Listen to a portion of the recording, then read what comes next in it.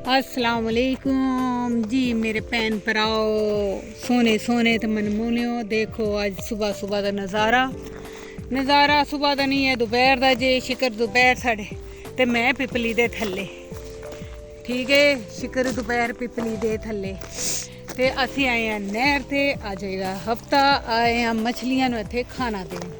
यकीन करो मैं तुहानू भी मशवरा देंगी कि तुसी सब भी ਜਿਹੜਾ ਮੱਛਲੀਆਂ ਨੂੰ ਜਾਂ ਕੋਈ ਵੀ ਪਾਣੀ ਵਾਲੀ ਚੀਜ਼ਾਂ ਯਾਨੀ ਕਹਿਣ ਦਾ ਮਕਸਦ ਹੈ ਕਿ ਨਹਿਰ ਵਿੱਚ ਪਾਣੀ ਜਿੱਥੇ ਤੁਹਾਡੇ ਕੋਲ ਹੋ ਸਕੇ ਤੇ ਡਾਲਿਆ ਕਰੋ ਕਿਉਂਕਿ ਇਹਦੇ ਨਾਲ ਨਾ ਬਹੁਤ ਹੀ ਮੁਸ਼ਕਲਾਂ ਆਸਾਨ ਹੁੰਦੀਆਂ ਨੇ। ਇਹ ਅਜ਼ਮਾਈ ਹੋਈ ਚੀਜ਼ ਹੈ।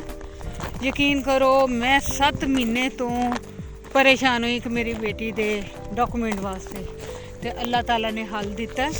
शुक्र अलहमदुलिल्लाह। ये पिछले हफ्ते असी डाल के गए हैं तो अज ही यानी कि परसों ही सानू खुशखबरी मिल चुकी है। बस इन्ना तुहानू मैं दस दियां ते इस वास्ते तुसी भी यह काम जरूर करया करो अपनी जिंदगी दे विच। तुहाडे कोल जेड़े भी कोई जानवर ने सानू इन्हां नू मछलियां डालना आसान है इस वास्ते असी नहर ते ही आ गए हैं।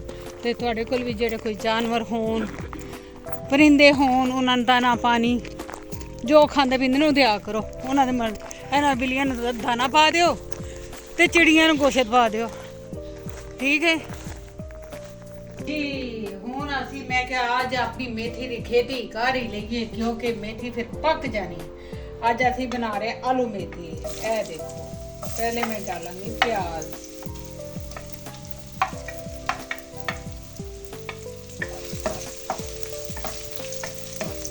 ऑयल बिल्कुल बराए नाम पाया है क्योंकि मैं बनावांगी अज पराठा उत्ते पावांगी मक्खन ते फिर खावांगी फिर आएगा उनका मज़ा ठीक है। और तुसी सुनाओ सब की कर रहे जे गर्मी का की हाल है तुहाडे कोल। मैनूं पता मेरे देखने वाले सारे पाकिस्तान दे विच ने ते इस वास्ते पुछ ही लईए।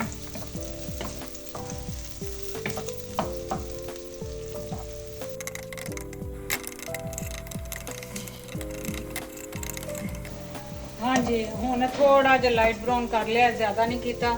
हुण इस जगह असी डाल देंगे सिर्फ अदरक और हरी मिर्च। मेरा ख्याल प्याज भी विच कोई होएगा वो भी विच लगा दे सब गप्पे गल मिल जाना है सारा कुछ कुल खिला जाना है।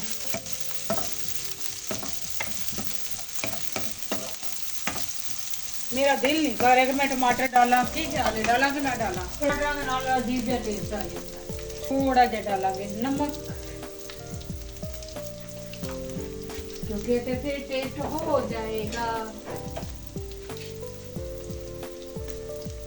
ए डालेंगे हल्दी ले दे के वही मसाले ने कान में इधरों फड़ो तो यहाँ उधरों फड़ो चीज ते वही है। नमक मिर्च मिर्च हल्दी के अलावा साडा कोई सालन बनता है। ए पावांगी क्रश मिर्च क्योंकि मैं नहीं पिसी हुई नहीं डालती।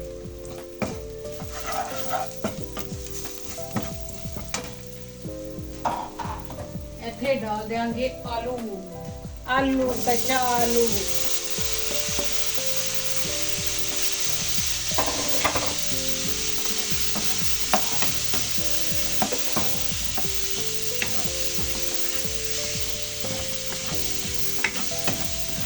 ए मैं एक आलू पाया माशाल्लाह आलू भी सेहतमंद थे ये भी काफ़ी हो गया क्योंकि ये साढ़े चावल ने रात में साढ़े चावल भी चलनगे।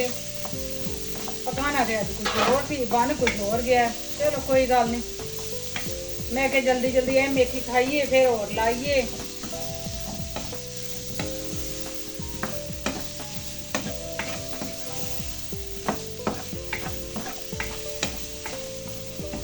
ये मेरी बिल्कुल सिंपल जी रेसिपी है।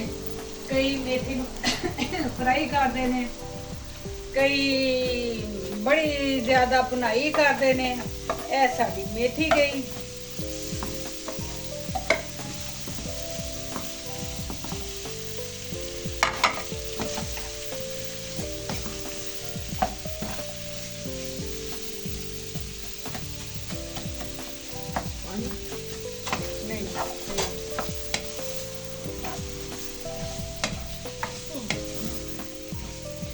थोड़ा सा बस इन्नी हुण थोड़ी बनाई करके लावांगे इन्नू दम थोड़ी पहले बनाई कर लीए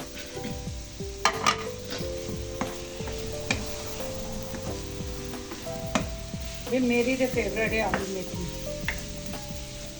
पर तुसीं भी हसदे होगे आलू ही आलू ने मेथी है किथे कोई गल नहीं जिन्नी को है शुक्र अल्हम्दुलिल्लाह यही मेथी वाला पानी पाईता इन्हू लावांगे दम ते बस बाद पा देंगे जीरा ते सुक्की मेथी कह रही गरम मसाला ते साडी आलू मेथी हो गई तैयार ओके अल्लाह हाफिज हाँ जी ए देखो असी बनाया पराठा उते घर दी मेथी दा सालन तुसी भी अपने घर खेती करो मेथी उगाओ बनाओ ते तुसी भी खाओ ते मजे लवो इंशाल्लाह मिलांगे असी तुहानू नवे ब्लॉग विच अपनी दुआवां च याद रखना अल्लाह हाफिज।